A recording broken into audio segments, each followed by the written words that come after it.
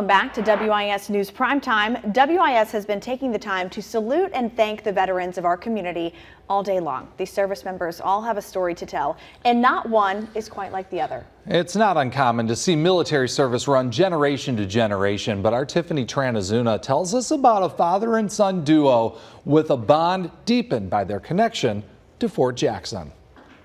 So my dad is a retired Army chaplain. He did just a little over, I think, 22 years maybe. And he began his career here at Fort Jackson. Colonel Timothy Hickman is the garrison commander at Fort Jackson, having taken command just a few months ago. Like many people who joined the military, he grew up a military brat. His family followed his father around the country and to Germany during his career as an Army chaplain.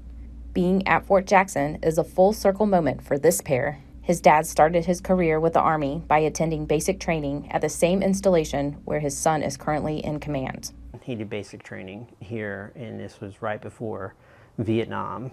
I had my training on Sand Hill in barracks that are no longer standing, and it was quite an experience. I had never fired a rifle before, although I ended up being a sharpshooter. I'm not sure exactly how that happened, but it did. The common thread of the Army binding them together allows for conversations they might not be able to have otherwise. So he's always been a sounding board where I can call. Before my deployment to Afghanistan, we had to talk to the kids on the phone and all that kind of stuff.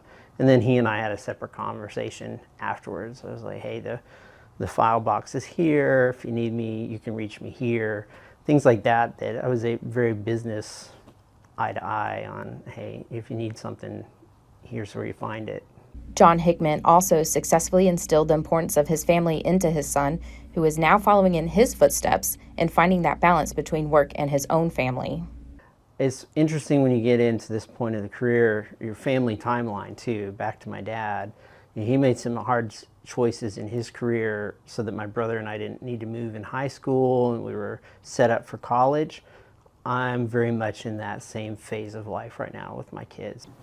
So my advice was when the boys are at home, to engage in family, spend quality time with their kids, play with the kids, help with the homework, help with the mission, to just try to be integrated in the family as is possible.